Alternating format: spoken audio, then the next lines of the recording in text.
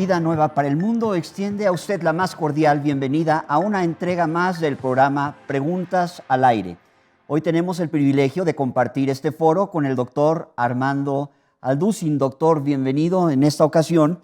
Y la primera pregunta que le queremos plantear es, ¿qué juicio implicará la quinta trompeta? Muy bien. Me da mucho gusto estar aquí con ustedes otra vez en esta serie de preguntas y respuestas que hemos tenido una abrumadora asistencia y esto nos da a entender que hay un interés tremendo por todo lo relacionado con las profecías bíblicas. Bueno, hemos estado analizando de una forma bastante clara y bastante detallada los 6 sellos que cubren completamente toda la tribulación. Esto es muy importante para todos ustedes, los que conocen y están adentrándose cada vez más en el libro del Apocalipsis. El Apocalipsis es un libro que no se encuentra cronológicamente ordenado. El Apocalipsis es un libro donde Juan tiene 2 visiones diferentes del mismo el escenario que él está describiendo y revelándonos, pero que sin embargo muchas veces repite. Por ejemplo, en Apocalipsis capítulo 7, los 144,000 los vuelve a repetir en el capítulo 14.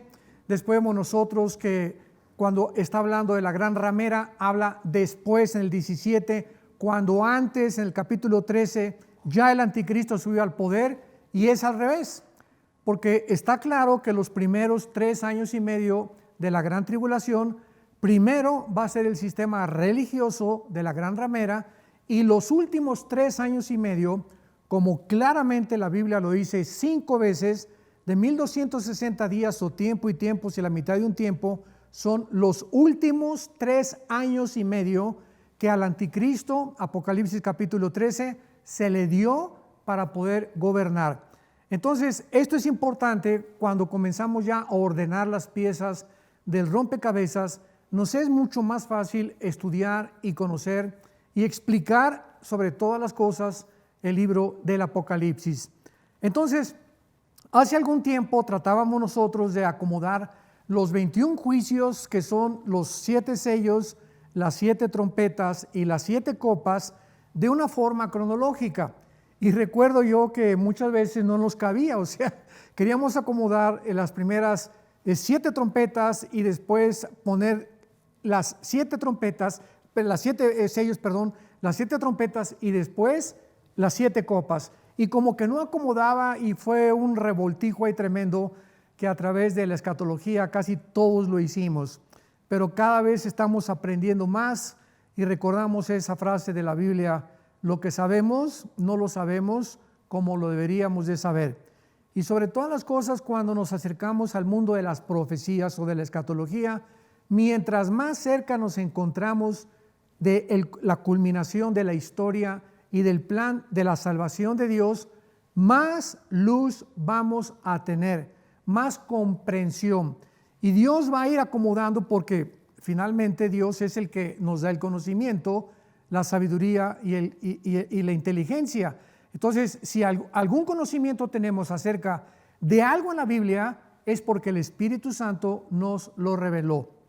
Y esto que estoy haciendo como una introducción, lo vemos en Daniel capítulo 12.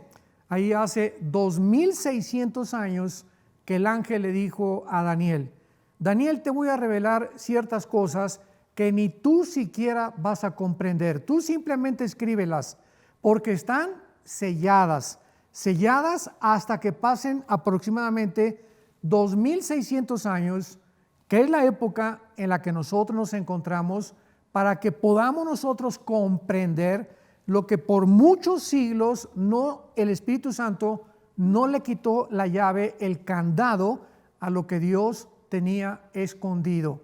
Y ahora somos la generación privilegiada, porque somos nosotros a quienes toda esta luz, el Espíritu Santo, nos está revelando. Entonces, conforme vamos avanzando, vamos comprendiendo. No se podía comprender nada en el siglo XX hasta 1948, cuando los judíos regresan. Antes del 48, nadie se atrevía, ningún profesor de la Biblia en escatología se atrevía a decir que estábamos en la última generación o que nos encontrábamos en los últimos días. Ya no en los tiempos, porque los últimos tiempos son a partir del apóstol Juan o de la iglesia primitiva a nuestros días. Pero viene el 48 cuando Israel regresa y recobra su identificación nacional, y a partir de ese momento pues ya comenzamos a poner las piezas del rompecabezas, porque Israel era necesario que regresara a su tierra para que pudiéramos comprender verdaderamente que estamos nosotros viviendo los últimos días de la historia del ser humano. Muy bien.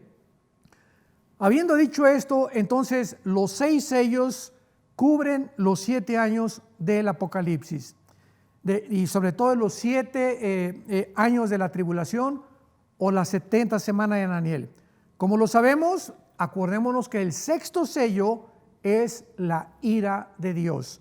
Y en el Antiguo Testamento, cada vez que se menciona el día de Jehová, el día del Señor, o el tiempo de angustia para Jacob, como en Jeremías capítulo 28, todas estas frases en el Antiguo Testamento están relacionadas con los últimos 3 años y medio de la gran tribulación. Entonces, cuando hablamos de el día de Jehová, se refiere ya al final de la tribulación, cuando Dios comienza a vertir sus juicios, y es el juicio de las trompetas y de las copas, que casi van empalmados, porque las trompetas, el 7º sello va empalmado con las 7 trompetas. La primera trompeta viene inmediatamente empalmada con el 7º sello. Entonces, esto cubre totalmente el Apocalipsis, el libro de las 7 sellos y las 7 trompetas. Y una vez que hemos examinado las primeras 5 trompetas, vamos a continuación a analizar la 6ª trompeta, que es de mucho interés, donde ya el juicio no es ecológico, ya es contra los seres humanos. Las primeras 5 trompetas, recordamos, la primera trompeta fue contra la tierra, la tercera parte de la tierra, ¿verdad?, se echó a perder, después la tercera parte del mar, la tercera parte de los ríos, la tercera parte del sol, la luna y las estrellas se oscurecieron, y entramos a esta 5ª trompeta, donde ya estos primeros juicios de las 4 trompetas ya no son ecológicos ni con el sol ni con la tierra. Ahora el Espíritu Santo se enfoca directamente con los seres humanos, y lo que vamos a leer y lo que vamos a estudiar es asombroso, tremendo, es horripilante para los habitantes que van a estar viviendo en esta época en el planeta Tierra. Dice así el capítulo 9 del Apocalipsis: el 5º ángel tocó la trompeta y vi una estrella que cayó del cielo a la tierra, y se le dio la llave del pozo del abismo. En primer lugar, cuando nosotros vemos la palabra estrella, el 90% de las veces en la Biblia se refiere a los ángeles. Y así lo tenemos en el libro de los Jueces, lo tenemos en el libro de Daniel, lo tenemos casi en todo el Antiguo Testamento, en Job capítulo 38, cuando las estrellas, dice la Biblia, estaban alrededor de Dios alabándolo por la creación, que se refiere a los ángeles. Entonces aquí pues desde luego, ¿verdad?, no es literal, no es una estrella. Es imposible también, y va contra toda lógica, cuando habla la Biblia que una estrella cae del cielo y se le da una llave. Entonces esto es un ángel, y los ángeles son los que forman parte de una forma vital en todo el libro del Apocalipsis. A ellos Dios les encarga que ellos vayan y ellos lleven a cabo sus juicios, se aparezcan, detengan el aire, aparezcan con el fuego, etcétera, etcétera, etcétera. Entonces vemos que es un ángel que cae del cielo a la tierra. Juan vio inmediatamente que este ángel tenía una llave, y esta llave era de un lugar que la Biblia le llama el pozo del abismo. Y aquí podemos profundizar muchísimo y extendernos un poquito más también, porque esto es algo asombroso. La palabra abismo, desde la palabra hebrea hasta la palabra griega, comienza desde el versículo 2 del libro del Génesis, capítulo 1 del Génesis, versículo 2. Dios hizo los cielos y la tierra, etcétera, etcétera, y la tierra se volvió en un estado caótico de desolación, estaba completamente despoblada, las tinieblas cubrían la tierra, el agua cubría la tierra y el abismo se encontraba ahí en medio de la tierra. ¿Qué significa esto? Cuando ya nos trasladamos nosotros al Nuevo Testamento, nos damos cuenta que hasta el Nuevo Testamento se nos revela que el abismo es una prisión. Está en el centro de la tierra y ahí se encuentra todavía, ahorita en el siglo XXI en que nos encontramos. Ahí está todavía el abismo, porque el abismo es la prisión de los demonios y algunos ángeles caídos. Vamos a ver que hay un ángel caído que está como jefe de esta prisión, pero es la habitación o la prisión temporal, se podría llamar así de esta manera, valga la redundancia, de los demonios. Muy bien. Si la palabra abismo en el versículo 2 del Génesis 1 aparece, ¿qué significa esto? Porque en Génesis 2 dice la Biblia que Dios todo lo que hizo fue bueno. Entonces, ¿cómo podía haber aparecido la tierra con un lugar o con una prisión donde ya nos damos cuenta que antes de que nosotros existiéramos, antes de que el ser humano fuera creado, Adán y Eva fueron los primeros seres humanos que Dios creó? La Biblia es muy clara que los ángeles fueron creados antes que nosotros. Dice en Hebreos 11, versículos 2 y 3, que las cosas que no se ven son más reales que las que se ven. O sea que el mundo invisible es mucho más real que lo que nuestros 5 sentidos pueden percibir o palpar. Esto es asombroso, porque lo que Dios nos está diciendo es que el mundo espiritual que ante nosotros continúa permaneciendo de una forma invisible, no lo podemos todavía discernir, es mucho más real que nosotros. Y las criaturas que Él creó, como los ángeles, los caídos y los que permanecen con Dios, de los demonios, vamos a ver ahorita de dónde salían los demonios, etcétera, etcétera. Todas estas criaturas y todos estos seres divinos tienen acceso a nuestro mundo visible, físico, terrenal. Los ángeles pueden entrar al planeta Tierra y cambiar su cuerpo, o sea, transformarse de lo invisible a lo visible. En otras palabras, se pueden materializar, que fue lo que Cristo hizo cuando atravesó la casa y se les apareció a los discípulos. Nos acordamos que de repente Cristo atraviesa la pared y le dice a Tomás: acércate y pon tus manos en mis manos y toca con tu mano mi costado. Y Cristo tenía un cuerpo que pudo atravesar la materia molecular, física, terrenal, y al mismo tiempo se pudo materializar. Y cuando Tomás tocó las manos de Cristo, estaba tocando algo completamente material, visible y terrenal. Así que esta es la composición de los cuerpos de los ángeles. Entonces, la pregunta que nos atañe es la siguiente: ¿cómo pudo Dios haber creado todo bueno y haber dejado que el abismo permaneciera dentro de la tierra? Bueno, tenemos que leer bien la Biblia, porque recordemos que dice la Biblia que todo lo que Dios creó, o sea, del versículo 3 en adelante, cuando Dios dice sea la luz, ahí comienza la volver a crear otra vez todo lo que el planeta Tierra perdió con la caída satánica de Lucifer y los ángeles, que lo explica Isaías capítulo 14 y Ezequiel capítulo 28 y también Ezequiel capítulo 31. Todo el capítulo en 31 de Ezequiel los invito a que lo lean.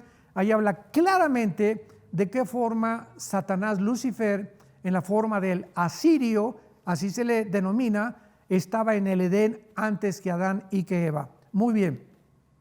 Entonces todo lo que Dios creó es bueno, pero esto que ya estaba, ¿verdad? Pues Dios no lo creó, ya formaba parte de la antigua creación.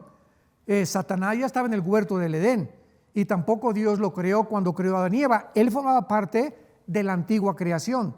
Entonces, antes de esta creación, el pecado, es lo que quiero decir, el pecado ya existía. Porque finalmente, ¿qué es el pecado? El pecado es la rebelión contra los mandamientos de Dios que causa separación de la criatura de su creador.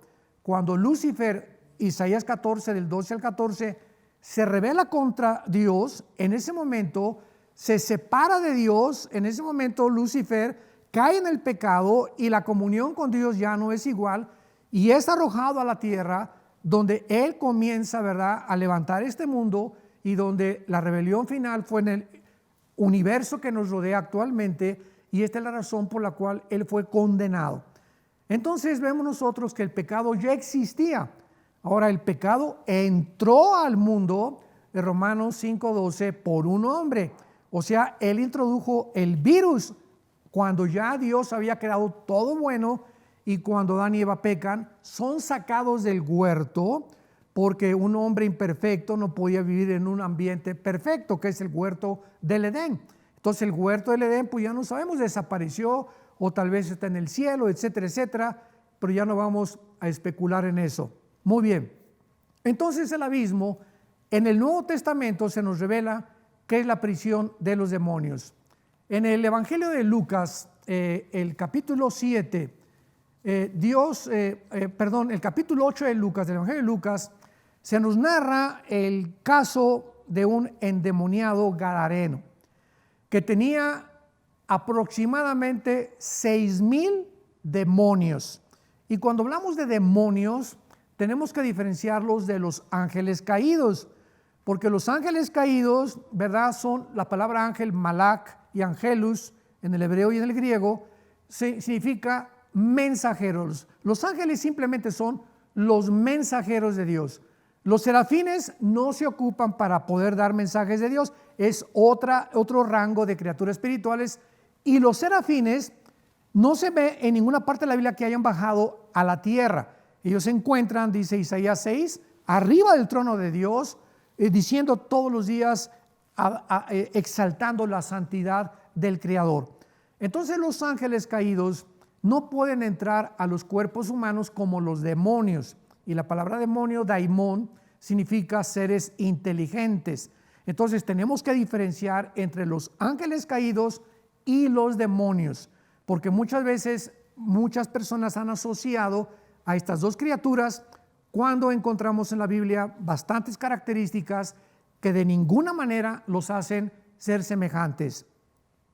Este señor endemoniado tenía 6,000 demonios.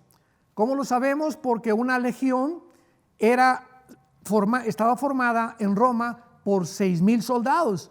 Y cuando el demonio le dice a Cristo, me llamo legión, estaba implicando que había 6,000 demonios dentro de esta persona, en sus oídos, en sus cuerdas vocales, en sus nervios ópticos, en las neuronas del cerebro, en la nariz, en los pulmones. Los demonios pueden entrar en los órganos sexuales, en los músculos, en fin, pueden ocupar completamente nuestro cuerpo y controlarlo desde la parte del cerebro. Porque aquí en el cerebro, ¿verdad?, en las neuronas es donde se maneja, la parte izquierda del cerebro maneja la parte derecha del cuerpo y viceversa. Entonces, estos demonios, dice Jesucristo, que cuando Él los iba a expulsar, le contestaron en el versículo 31, le rogaron que no los mandara ir al abismo. O sea, ahí ya se nos descubre completamente el misterio. El abismo es la prisión de los demonios. Y por eso sabemos en el capítulo 9 del Apocalipsis que estamos estudiando, que estos demonios van a ser, regresamos al Apocalipsis, a ser sacados completamente del abismo. Nos podemos imaginar los millones de demonios, si simplemente un ser humano tenía 6,000, los millones de demonios que van a salir del abismo, y van a salir, dice la Biblia, en el versículo 2, Apocalipsis 9, abrió el pozo del abismo y subió humo del pozo como humo de un gran horno. Y se oscureció el sol y el aire por el humo del pozo. O sea, salen estas criaturas del centro de la tierra, hacia la superficie, tal vez van a salir por un volcán, porque parece que los volcanes son los que tienen su origen en el abismo o en el infierno, de ahí tal vez la lava y todas las llamas que surgen, que es muy posible, ¿verdad? Yo siempre he creído que los volcanes son las puertas del infierno, en fin, ¿verdad? Van a salir hacia la superficie de la tierra y van a salir de una forma tan espantosa, ¿verdad? Que van a salir de color negro, es lo único que podemos saber, porque dice la Biblia que se va a oscurecer completamente toda la luz del sol y toda la luz de la luna. Y el versículo 3 se nos dice o se nos revela que del humo salieron langostas sobre la tierra y se les dio poder. Notemos que continuamente en el Apocalipsis encontramos la soberanía de Dios. Y se les dio, o sea, no están actuando independientemente, nadie en el universo. Cuando llegamos al capítulo 13 del Apocalipsis, vemos que al anticristo se le dio poder para actuar 3 años y medio. Al falso profeta se le dio poder y se le dio, y vemos el control detrás del universo, controlado por un Dios soberano, que Él está al control de todas las cosas. Y ahí es donde nosotros encontramos la paz, de saber que nada nos puede afectar, que todas las cosas, por más horribles que parezcan a nuestro alrededor, contribuyen para nuestro bien. Y cuando Dios juzga al mundo, Dios tiene el poder de guardarnos, como dice el Salmo 91, seremos guardados bajo las plumas del Altísimo, bajo sus alas nos cubrirá, seremos librados de la peste, de los virus y de las maldiciones que puedan caer sobre la tierra, y del lazo del cazador también nos librará, porque hemos puesto nuestra confianza en Él. Acordémonos que dice Pedro en su segunda carta, que somos guardados por el poder de Dios mediante la fe. Cuando un cristiano deja de creer, cuando un cristiano es presa del temor, del miedo, y comienza a alejarse del contacto con la Biblia y de Dios, Dios ya no tiene, pierdes la energía divina del Espíritu Santo que nos capacita para poder enfrentar lo que nos está rodeando. Por eso es tan importante que siempre se recuerde en la Biblia que velemos y que oremos continuamente, velar y orar para que no caigamos en las trampas que están a nuestro alrededor y en las tentaciones que todos los días está el diablo lanzando sobre nuestra vida. Muy bien. La pregunta interesante aquí es: ¿por qué langostas? ¿Y por qué estos demonios salen del abismo en forma de langostas? Y es interesante porque dice el versículo 4, veamos por qué, se nos va adentrando más y más, que entonces se les manda a estos demonios en forma de langostas que no dañen la hierba. O sea, ellos tenían órdenes de Dios: esto no toquen, esto sí, esto no, esto sí. Que no dañaran, no se metan con la hierba, no se metan con ningún árbol. Solamente se les da permiso que ataquen a los hombres y que los que tengan el sello de Dios no se acerquen a ellos, sino solamente a los hombres que no tuvieran el sello de Dios en sus frentes. A esas personas, estos demonios podían atacar. Y así ha sido antes del Apocalipsis. Estamos cubiertos por la protección y por la sangre de Jesucristo. Los demonios saben cuando una persona tiene al Espíritu Santo. Los demonios saben quién es cristiano y quién no es cristiano, quiénes son profesantes y quiénes no son profesantes.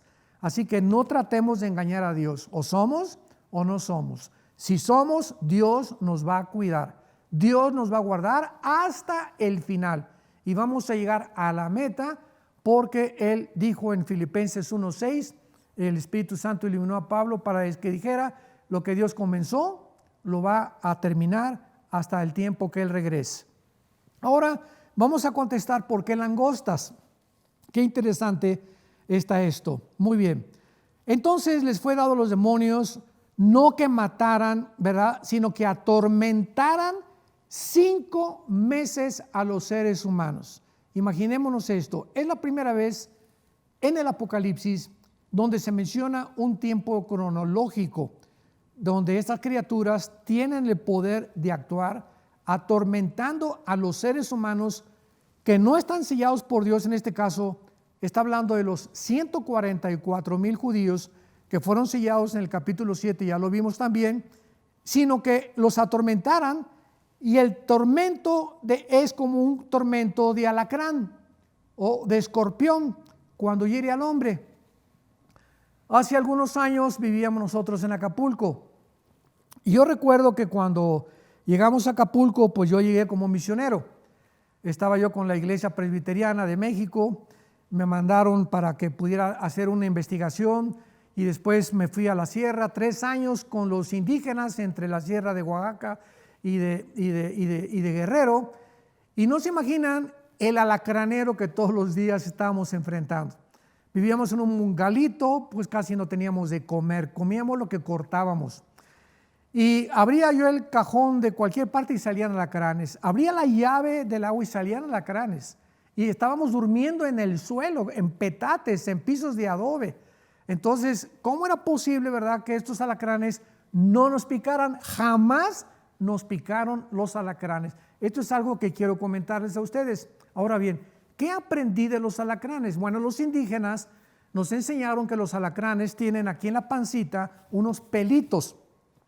Y los indígenas y mucha gente del campo, cuando va corriendo el alacrán, lo agarran, el alacrán tiene así el aguijón, y entonces en lugar de agarrarlo así, lo agarran de lado así. Lo puedes agarrar así y no te puede picar. Y le quitan los pelitos, y es en los pelitos donde se encuentra el poder para que bajen la cola.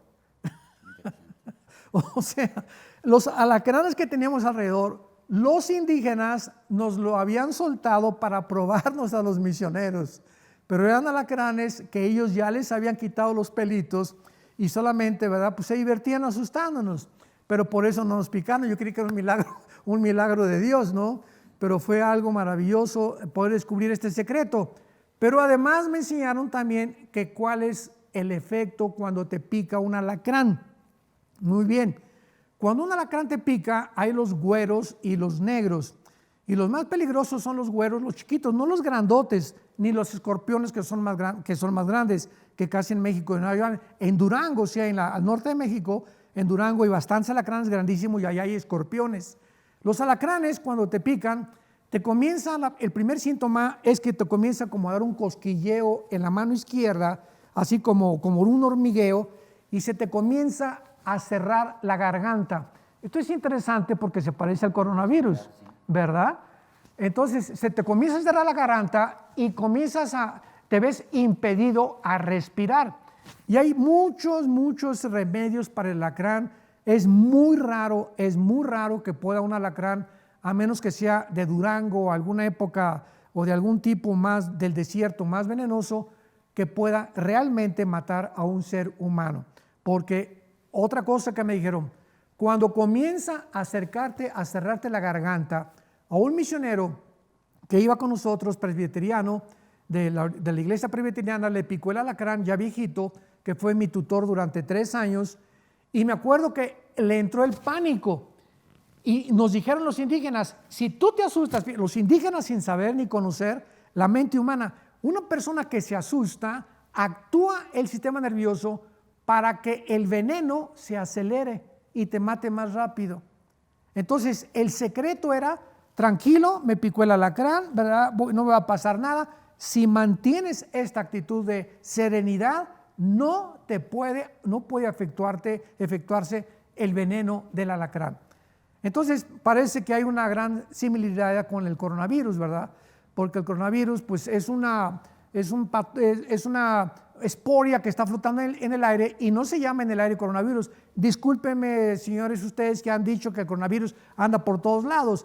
En el aire es una espora con una RNA que significa que tiene una composición molecular para que pueda tener, como el ADN, un código genético, pero no se convierte en coronavirus hasta que entra esa espora que no tiene vida, entra a la nariz o entra a la boca, y entonces comienza a reproducirse en las células, y ahí es cuando comienza la invasión. Ahora bien, para no salirme muy rápido del tema, pero esto es importante, cuando una persona te dicen, dio positivo con el COVID-19 no significa que estás enfermo, significa que estás contagiado.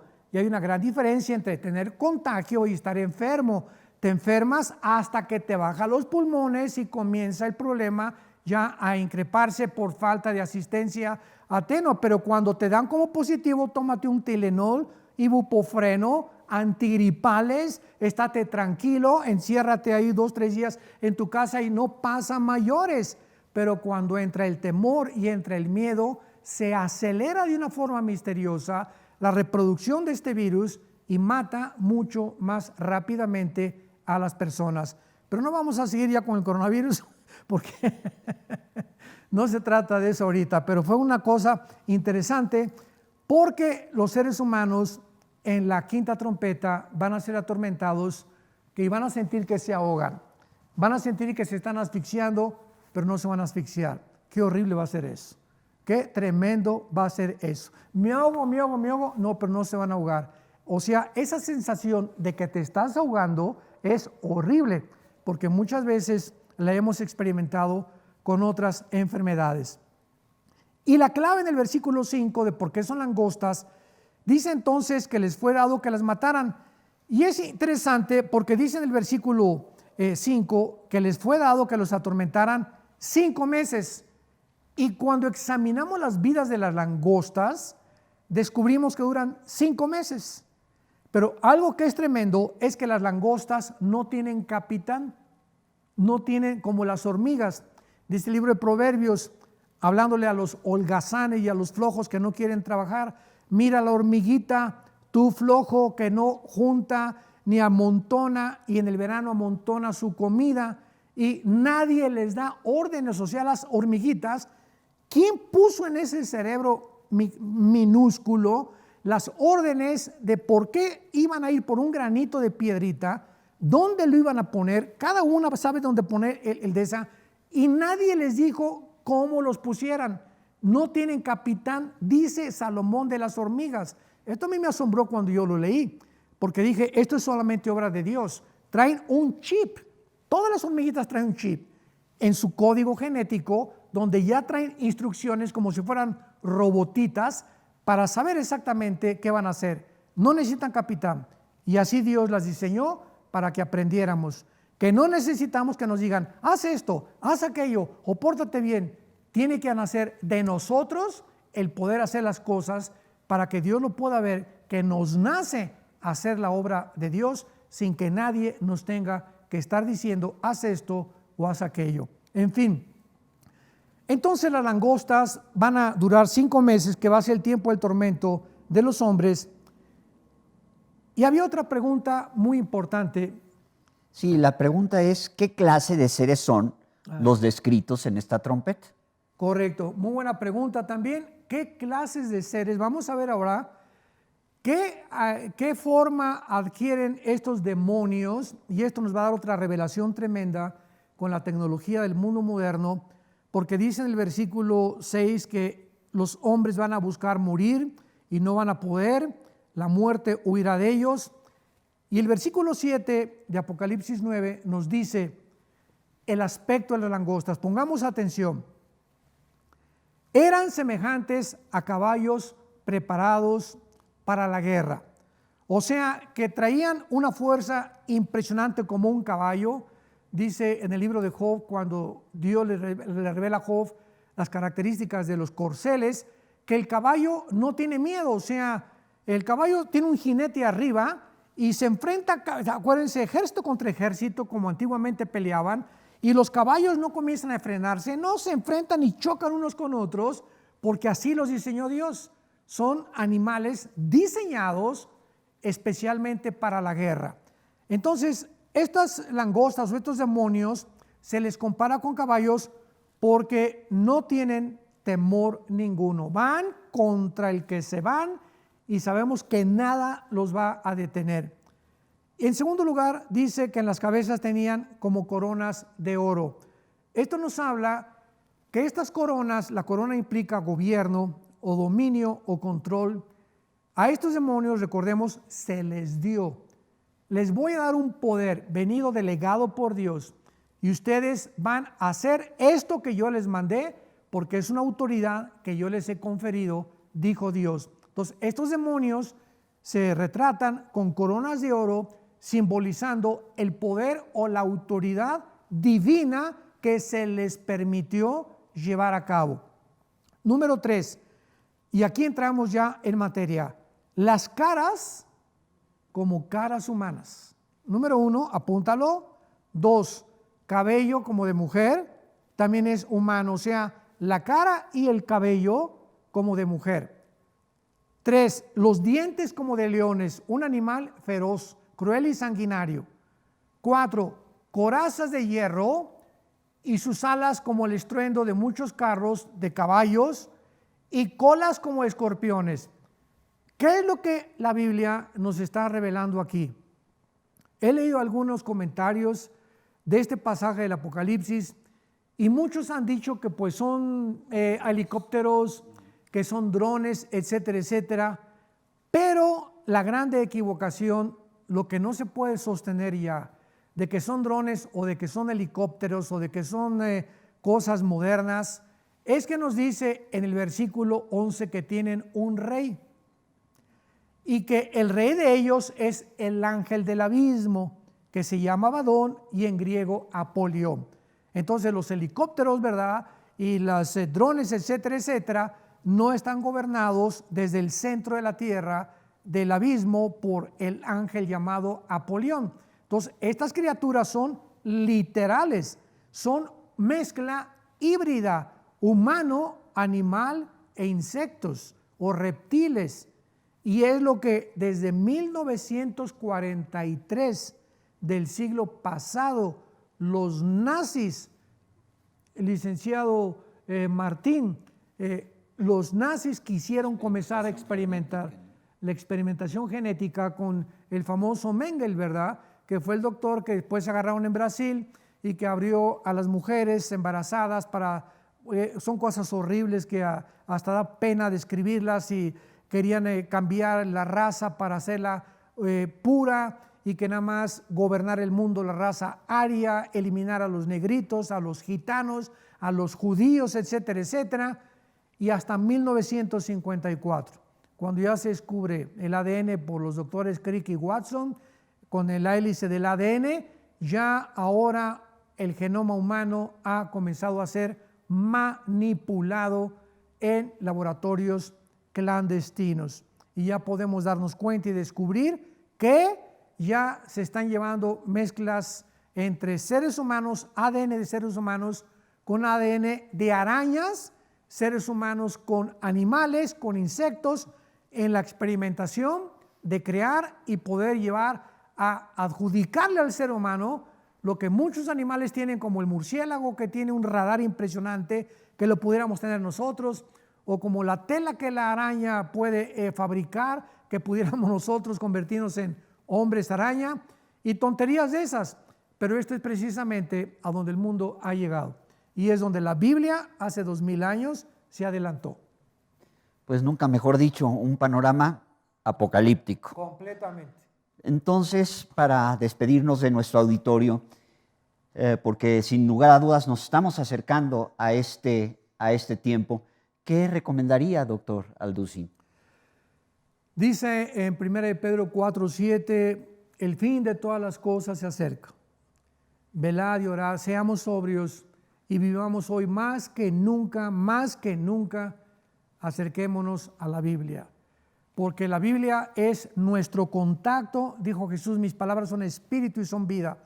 La Biblia no es un libro común y corriente, la Biblia tiene poder espiritual, que si tú te acercas con el espíritu adecuado, ¿verdad? Con una conciencia limpia, para tener comunión con el Espíritu Santo, que es el que la hizo, estas palabras se convierten en espíritu y en vida en tu vida, nos transforman, nos guían, nos dan paz, nos dan fuerza, dirección, sabiduría, inteligencia, etcétera, etcétera, que es lo único que vamos a necesitar para poder enfrentarnos en esta última batalla que tal vez vamos a pelear antes de que el Señor venga por nosotros.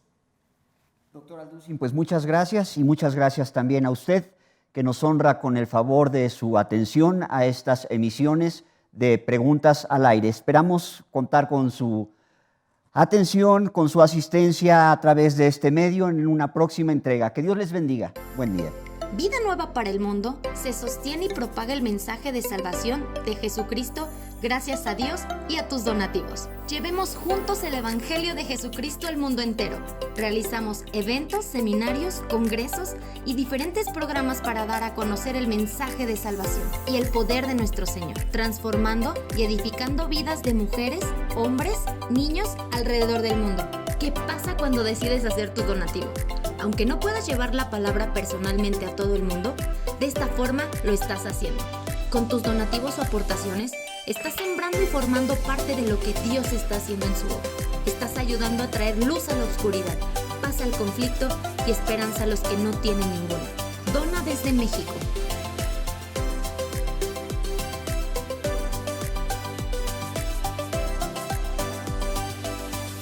Dona desde Estados Unidos.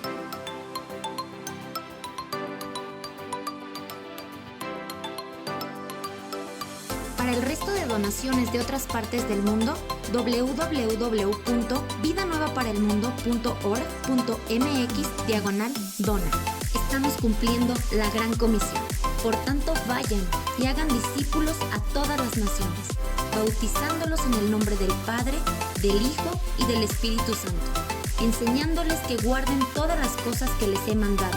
Y he aquí que yo estoy con ustedes todos los días hasta el fin del mundo.